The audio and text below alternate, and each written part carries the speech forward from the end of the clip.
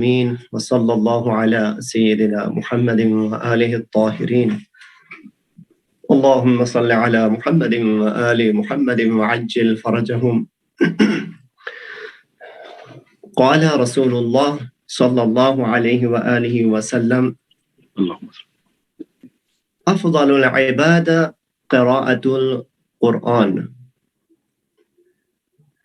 پیغمبر گرامی اسلام کا ارشاد ہے کہ آپ کی جتنی بھی عبادات ہیں تمام عبادات میں سے سب سے افضل عبادت قرأت قرآن اور تلاوت قرآن ہے، اور بالخصوص یہ ماہ مبارک رمضان، اس میں جیسے کہ بعض روایات میں وارد ہوا ہے کہ اس ماہ مبارک رمضان میں یہ جو مہینہ ہے اس میں اگر ایک آیت کی تلاوت کی جائے دوسرے مہینوں میں پورا قرآن تلاوت کرنے کے برابر اس کا اجر ہے۔ خداوند متعال ہمیں توفیق دے کہ ہم قرآن کی جیسے حق ہے ایسے تلاوت کر سکیں اور اس کے جو بعد کے مراحل ہیں اس پہ عمل بھی کر سکیں، اس پہ تفکر و تدبر بھی کر سکیں، خدا کی توفیق ہو تو۔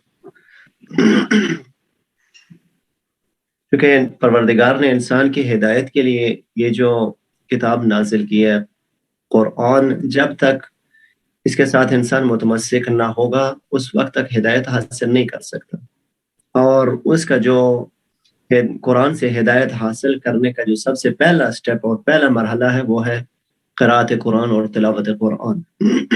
جب ہم قرأت قرآن ہی نہیں کرتے، جب ہم تلاوت قرآن ہی نہیں کریں گے، اس کے جو بعد کے جو مراحل ہیں کہ اس پہ تفکر اور تدبر کرنا اور اس پہ عمل کرنا، وہاں تک ہم نہیں پہنچ سکتے۔ لہٰذا جو پہلا سٹیپ ہے اس پہ جیسے حق ہے کہ قرأت قرآن کی جو تلاوت قرآن کو انجام دیا جائے، اسے انجام دینا چاہیے۔ اور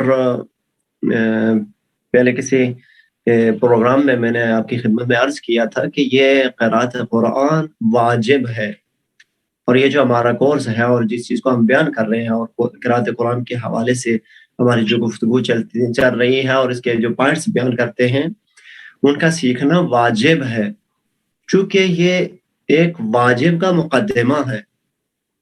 عرض کیا تھا کہ جیسے نماز کے کچھ مقدمات ہیں اور وہ واجب ہے، جب تک وہ انجام نہیں دیتے اس وقت تک ہماری نماز درست نہیں ہے۔ مثلا وضو کا کرنا یا مثلا وقت کا داخل ہو جانا نماز کے لیے، انسان کا جو لباس ہے وہ پاک ہونا، یہ اس کے لوازمات اور اس کے مقدمات ہیں، یہ واجب ہیں۔ بالکل ایسے ہی قرأت قرآن نماز کے لیے واجب ہے، اور جب تک ہماری نماز درست نہیں ہوگی، جب تک ہم قرأت درست نہیں کریں گے ہماری نماز صحیح نہیں ہوگی، اور جب تک ہماری نماز صحیح نہیں ہوگی اور خدا کی درگاہ میں قبول نہیں ہوگی، جیسے کہ پیغمبر گرامی کا ارشاد ہے، پہلے عرض کیا تھا کہ پیغمبر فرماتے ہیں ان قبلت قبل ما سواها وان ردت رد ما سواها، کہ آپ کی نماز اگر قبول ہوگی آپ کے جتنے بھی باقی اعمال ہیں وہ قبول ہوں گے، اور اگر آپ کی نماز رد ہوگی اور قبول نہ ہوگی تو آپ کا کوئی عمل بھی قابل قبول نہیں ہے۔ اب اس سے ہم نتیجہ یہ نکال سکتے ہیں کہ ہمارے جتنے بھی اعمال ہیں وہ اس وقت تک قبول نہیں ہو سکتے جب تک کہ ہماری قرأت نماز صحیح نہیں ہوگی۔ جب تک ہماری قرأت نماز درست نہیں ہوگی اس وقت تک، چونکہ نماز قبول نہیں ہوگی، اور جب نماز قبول نہیں ہے تو کوئی اور بھی عمل جو ہے وہ قابل قبول نہیں ہے۔ لہٰذا قرأت نماز کا سیکھنا ہر انسان کے لیے واجب ہے، اور یہ جو واجب چیزیں ہیں، جو قرأت واجب ہے اسی کو ہم نے سٹارٹ کیا ہے، اس کے کچھ مراحل گزر چکے ہیں۔ ایک دو جملوں میں اس کو خلاصے کے طور پہ بیان کروں چونکہ وقت کم ہے۔ بیان کیا تھا، عرض کیا تھا کہ نماز میں جو چیزیں واجب ہیں وہ دو ہیں۔ ایک یہ ہے کہ ہمارا جو ساؤنڈ ہے، جب زبر زیر اور پیش کو ہم تلفظ کرتے ہیں اس پہ ہمیں فوکس کرنا چاہیے کہ زبر زیر اور پیش شارٹ ساؤنڈ ہے، اس کو شارٹ تلفظ کرنا ہے، جیسے الحمد للہ بالعالمین الرحمن الرحیم مالکی یوم الدین۔ اگر کہتے ہیں مالکی یوم الدین، چونکہ شارٹ ساؤنڈ اس کو آپ نے لمبا کر دیا، نماز باطل ہو جائے۔ اور بالکل اس کے برعکس مالکی، ما کے اوپر کھڑی زبر ہے یا ما کے بعد الف بھی بعض جگہوں پہ لکھا گیا ہے، وہاں پہ ما کو لمبا کرنا ہے، اس کو اگر آپ نے شارٹ کر دیا مالکی یوم الدین تو نماز باطل ہو جائے گی. ایک یہ چیز ہے کہ ہم نے ساؤنڈ پہ توجہ کرنی ہے. جو زبر زیر پیش ہے یا علامت سکون ہے, جزم جسے کہتے ہیں, اس پہ فوکس کرنا ہے, یا جو تشدید ہے اس پہ فوکس کرنا ہے تاکہ ہماری نماز صحیح ہو جائے. ایک اور جو بات کا جو دوسرا پوائنٹ تھا وہ کیا تھا؟ لیٹرز کو صحیح طریقے سے تلفظ کرنا, حروف کو صحیح طریقے سے تلفظ کرنا. اور اس کو سیکھنے کے لیے ہم نے جو ٹیکنیک اپنائی ہے اور جو طریقہ کار اپنایا ہے وہ کیا ہے؟ ہم نے جو مختلف لیٹرز ہیں, مختلف حروف ہیں, ان کو ہم نے عرض کیا تھا کہ جتنے بھی 28 یا 29 حروف ہیں ان سب کا سیکھنا ہمارے لیے ضروری اور واجب نہیں ہے. ویلکم سفیر شاہ صاحب. یہ جو 28 یا 29 حروف ہیں ان کا سیکھنا ہمارے لیے واجب نہیں ہے. کون سے حروف کا سیکھنا ضروری اور واجب ہے؟ وہ کہ جو ہمارے اردو زبان میں ہم ان کو صحیح طریقے سے تلفظ نہیں کرتے. مثلا سین کے حوالے سے مثال دی تھی کہ سین وہی ہمارا اردو زبان والا ہے, اس کو سیکھنے کی ضرورت نہیں ہے. باقی جو حروف سیکھنے والے تھے ان کے حوالے سے ہم نے یہ ٹیکنیک اپنائی تھی کہ ہم نے ان کو گروپ کی شکل میں ہم ان کو لے کر کے آئے تھے. سب سے پہلا جو گروپ تھا وہ کہ وہ حروف کے جو ہمارے اردو زبان میں ایک ہی جیسے تلفظ ہوتے ہیں ان کو ہم نے ابھی تک بیان کر چکے ہیں. جو پہلا گروپ تھا وہ کیا تھا؟ سین, صاد اور ثا. جی, سین ہے, صاد تھا اور ثا تھا. اب یہ جو 3 حروف تھے یہ ایک ہی گروپ تھا, یہ ایک ہی گروپ ہے, اور اس کو ہم نے ابھی تک بیان کر چکے ہیں اور بتایا تھا کہ سین نارمل ہوتا ہے, اس کو اگر موٹا کر کے پڑھیں گے تو صاد بن جائے گا. اور کہا تھا یہ سین اور صاد اس میں فرق یہی ہے کہ سین باریک ہوتا ہے اور صاد موٹا ہوتا ہے. جیسے اللہ الصمد یا اهدنا الصراط المستقیم, صراط الذین, یہ تھا صاد. ان کے مقابلے میں جو تیسرا حرف اسی گروپ کا تھا وہ کیا تھا؟ ثا, 3 نقطے والی, 3 ڈاٹ والی ثا, الف با تا ثا. اور بتایا تھا کہ یہ جو حرف ہے, حرف ثا ہے, یہ پہلے والے وہ جو 2 حروف تھے سین اور صاد ان سے تھوڑا سا ڈیفرنٹ ہے. اس کا تلفظ یہ ہے کہ وہ جو سین اور صاد تھے اس میں ایک سیٹی کی آواز تھی, سا سو, لیکن یہ جو تیسرا حرف ہے, حرف ثا ہے, اس میں سیٹی کی آواز نہیں ہے. اور اس کی ٹیکنیک کیا تھی؟ بیان کی تھی کہ زبان کی نوک سے اس کو تلفظ کریں گے, زبان کی نوک سامنے کے دانتوں سے باہر آئے گی, حرف ثا تلفظ ہوگا, اس کی سیٹی کی آواز بھی ختم ہو جائے گی اور یہ اوریجنل تلفظ ہو جائے گا حرف ثا.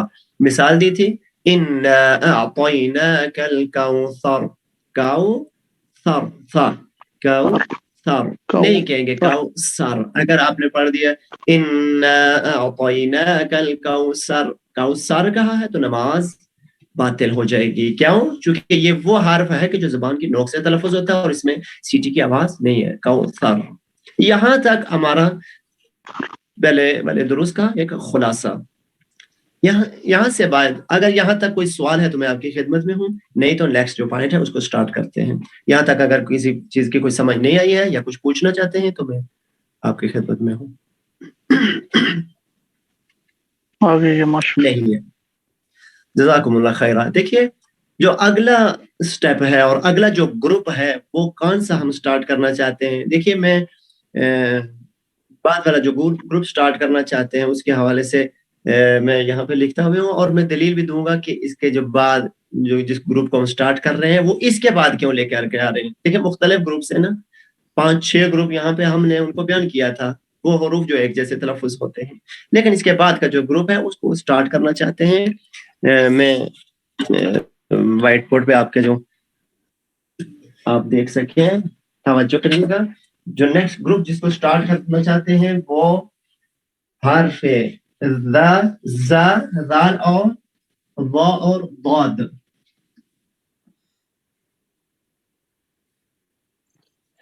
دیکھیے 4 حرف ان کو ہم سٹارٹ کرنا چاہتے ہیں. ایک زے ہے, رے زے یا رازا. جب ہم پڑھاتے ہیں تو کہتے ہیں رازا, اس کا نام اوریجنل یہی ہے زا. زے ہم اردو میں کہتے ہیں لیکن عربی میں زا بولا جاتا ہے. زا. اس کے بعد دوسرا کیا ہے؟ زال. اس کے بعد تو کے بعد وا, اور لاسٹ پہ جس کو ہم بیان کریں گے وہ حرف ضاد ہے. یہ جو 4 حروف ہیں، 4 لیٹرز ہیں، یہ پورا ایک گروپ ہے.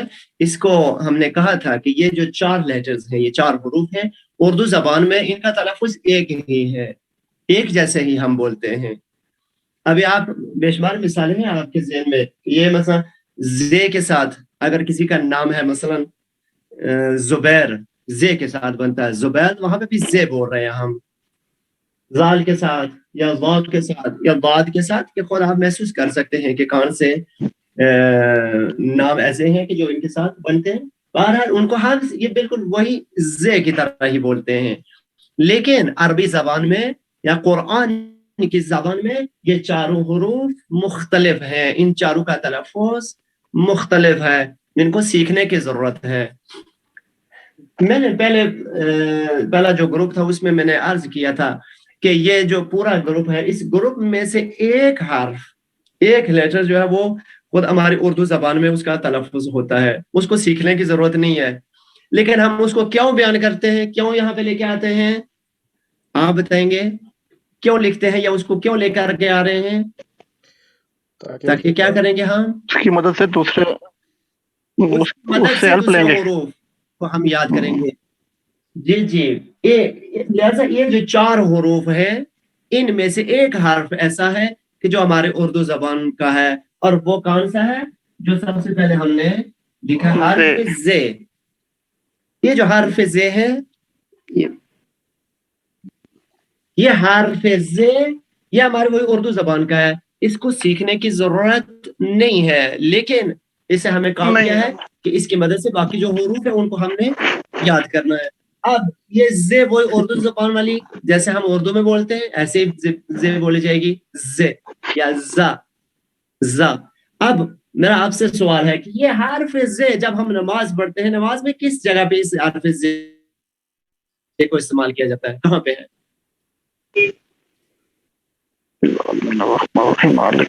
میں دیکھتا ہوں کہ کس کے ذہن میں پہلے آئے گا، کون پہلے بتائے گا کہ یہ حرف زے نماز میں کس جگہ پہ استعمال ہوتی ہے؟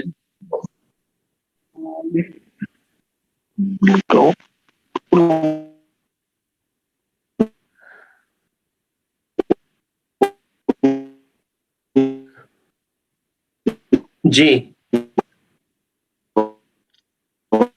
اگر آپ کے ذہن میں نہیں آ رہا ہے تو میں بتا دیتا ہوں. انزلنا، احسنتم. باقی پارٹیسپینٹس ہمارے ساتھ ہیں نا، باقی پارٹیسپینٹس ہمارے ساتھ ہیں نا انشاءاللہ. جو کہ آواز نہیں آ رہی ہے، انشاءاللہ آپ ساتھ دیں گے تو ساتھ ساتھ چلیں گے. چونکہ میں نے پہلے بھی عرض کیا تھا کہ جو کلاس ہے یہ دونوں سائڈ سے دو طرفہ ہے، آپ نے بھی بولنا ہے اور میں نے بھی بولنا ہے. اب میری آواز تو ٹھیک طریقے سے آ رہی ہے نا آپ لوگوں تک؟ جی آ رہی ہے. کتنا ریکارڈنگ ہو رہی ہے، اس لیے ہم مائک آف کیے ہوئے ہیں کہ ذرا ڈسٹربنس نہ ہو. باقی لوگ بھی اگر بات نہیں کریں تو پھر مائک آف کر دیں پلیز، پھر وہ ریکارڈنگ میں مسئلہ ہوتا ہے. اور یار جی جس نے بولنا ہے وہ مائک آن کر لیں. اب یہاں پہ دیکھیے زے کہاں پہ استعمال ہوا ہے؟ انزلنا، سورہ مبارکہ یہ قدر، سورہ الحمد کے بعد جو سورہ ہم تلاوت کرتے ہیں سورہ قدر. بسم اللہ الرحمن الرحیم، انا انزلناه فی لیلۃ القدر. انزلنا، زے وہی نارمل ہے ہماری اردو زبان والی ہے، انزلناه فی لیلۃ القدر، یہ زے وہی ہے. لیکن اس زے کی مدد سے باقی جو لیٹرز ہیں ہم نے ان کو یاد کرنا ہے. اب اس کی کیا مدد ہوگی بعد والے حروف کو یاد کرنے کے لیے؟ کیا کریں گے ہم نے، کرنا کیا ہے ہم نے؟ دیکھیں یہ جو حرف زے ہے اس کو جب ہم تلفظ کرتے ہیں تو ایک چیز کی آواز محسوس ہو رہی ہے. دیکھیے زا زا زا، یہ جو آواز آ رہی ہے زا، اس کو آپ پتہ نہیں اس آواز کو کیا کہیں گے، سیٹی تو نہیں ہے بہرحال، لیکن اس آواز کو آپ کہہ سکتے ہیں مثلا ویبریشن والی جو آواز ہوتی ہے. آپ موبائل کو سائلنٹ کر دیں، ویبریشن پہ لگا دیں تو اگر کال آتی ہے تو یہ آواز معمولاً ہوتی ہے. یا ممکن آپ کہیں کہ نہیں صاحب آپ اس سے بہتر آواز کوئی اور ہے، لیکن یہ آواز معمولاً اس طرح کی آواز محسوس ہوتی ہے. یا مثلا کہتے ہیں جو شہد کی مکھی ہوتی ہے وہ اس طرح کی بولتی ہے، اس طرح کی اس کی آواز ہوتی ہے. بہرحال یہ جو آواز آ رہی ہے یہ اس زے میں پائی جاتی ہے، لیکن جو بعد والا حرف ہے حرف زال اس میں یہ آواز نہیں ہے. آج ہم اسی حرف کو سیکھیں گے، باقی جو بعد والے ہیں ان کو بعد میں انشاءاللہ. لہٰذا میں یہاں سے ان کو ہٹا دیتا ہوں اور صرف حرف زال پہ فوکس کرنا ہے.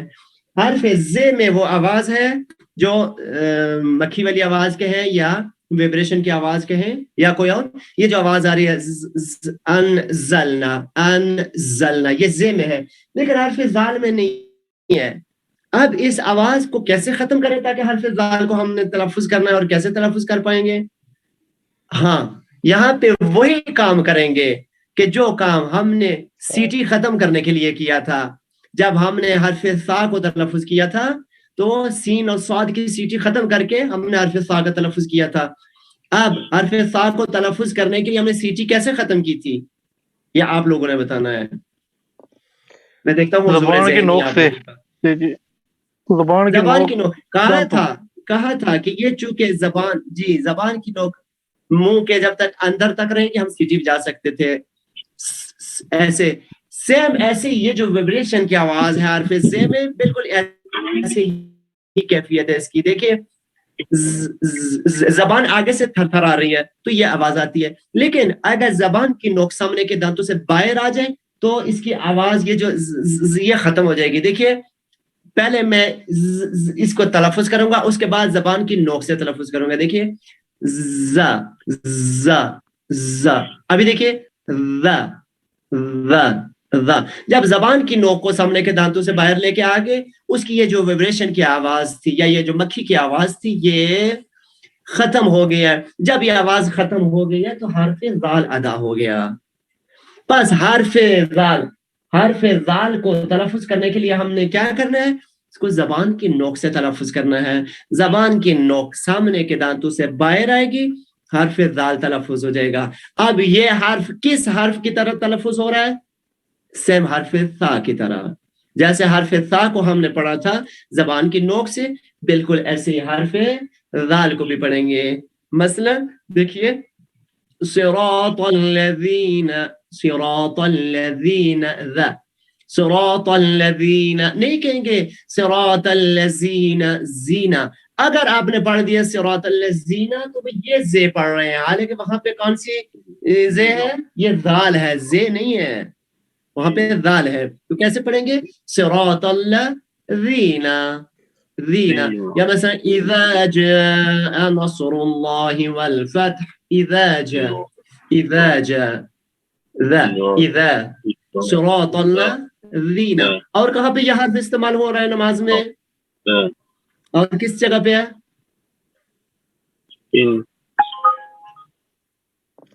اور کس جگہ پہ ہے؟ سورہ مبارکہ یہ عصر میں، سورہ عصر میں. کیسے؟ بسم اللہ الرحمن الرحیم والعصر ان الانسان لفی خسر. ابھی توجہ کریے الا الذین ذا الا الذین آمنوا وعملوا الصالحات. دیکھیے صاد آ رہا ہے، عملوا الصالحات وتواصوا بالحق وتواصوا بالصبر. وہاں پہ صاد ہے اینڈ پہ. دیکھیے اب یہ جو ایک سورہ ہے چھوٹا سا سورہ مبارکہ عصر، اس میں صاد 3-4 جگہوں پہ آیا ہے اور ایک حرف ذال آیا ہے جو ہم سیکھ چکے ہیں.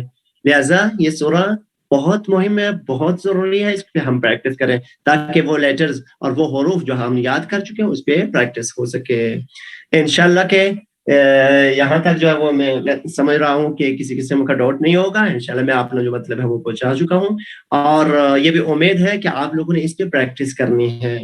اگر کوئی ہمارے عزیز شوق رکھتے ہیں کہ ایک سورہ مبارکہ الحمد ہو گیا یا سورہ توحید ہو گیا یا سورہ عصر یا سورہ مبارکہ کوثر تلاوت فرمائیں تو میں سن رہا ہوں. بسم اللہ. بسم اللہ الرحمن الرحیم. جی. والعصر ان الانسان لفی خسر الا الذین آمنوا وعملوا الصالحات وتواصوا بالحق وتواصوا بالصبر. صدق اللہ العظیم. احسنتم، ماشاءاللہ، بہت اچھا. ایک شاہ صاحب پڑھ رہے تھے تو ایک نقطہ میرے ذہن میں آیا ہے، بیان کر دوں. چونکہ بعض دفعہ یہ ہوتا ہے کہ کوئی پوائنٹ ذہن میں آتا ہے بعد میں وہ وہ ذہن سے نکل جاتا ہے، لہذا میں اس کو فوری بیان کر دوں. دیکھیے تلاوت قرآن میں ہمیشہ کوشش کیجئے کہ آپ کے جو پڑھنے کا سٹائل ہے، جو سپیڈ ہے، اس کو سلو رکھیے، آہستہ پڑھیے، سپیڈ سلو رکھیے. ہماری عادت بن چکی ہے جب ہم خدا کے بارگاہ میں جاتے ہیں اللہ اکبر بسم اللہ الرحمن الرحیم الحمدللہ رب العالمین الرحمن الرحیم، اس کے بعد ممکن ہے 1 گھنٹہ موبائل پہ لگے رہے، دوسرے کاموں میں لگے رہے، لیکن کوشش کرتے ہیں کہ 5 منٹ کے اندر اندر 2 نمازیں ختم ہو جائیں، وہ بھی 4 رکعتی. لیکن یہ ہماری عادت، اس کو ختم کرنے کی ضرورت ہے. کیا ہے؟ ہم نے سلو پڑھنا ہے، ہم نے آہستہ پڑھنا ہے. آہستہ پڑھنے کے 2 فائدے ہیں. آہستہ پڑھنے کے 2 فائدے. ایک فائدہ یہ ہے کہ جب آپ آہستہ پڑھیں گے آپ کی توجہ زیادہ رہے گی، آپ کی توجہ زیادہ رہے گی. اور دوسرا فائدہ یہ ہے کہ مسٹیکس کم ہوں گی. جب آپ کی توجہ زیادہ ہوگی اس کا نتیجہ یہ ہے کہ مسٹیکس کم ہوگی. سیم ایسے ہی میں بعض کلاسوں میں اس کو بیان کرتا ہوں، سیم ایسے ہی ہے. یہی کیفیت ہے کہ جب آپ رستے میں چلتے ہیں نا، آپ رستے میں جب چلتے ہیں، جب آپ آہستہ آہستہ چل رہے ہیں تو آپ کے گرنے کے جو خطرات ہیں وہ کم ہے، کم خطرہ ہوتا ہے. لیکن جتنا آپ سپیڈ کے ساتھ چلیں گے اتنا آپ کے گرنے کا خطرہ جو زیادہ ہو. بالخصوص پاکستان میں ہو، ساون کا مہینہ ہو، بارش ہو یا یہ چیزیں کیچڑ ویچڑ، تو وہاں پہ تو ماشاءاللہ وہ تھوڑی سی آپ کی سپیڈ زیادہ ہوگی تو وہ خطرہ جو ہے وہ ہو جائے گا. لہٰذا اس میں بھی تلاوت قرآن میں بھی آپ دیکھیے، جب آپ جتنا آہستہ پڑھیں گے ہر لیٹر پہ آپ کی توجہ ہے، آپ فوکس کر رہے ہیں.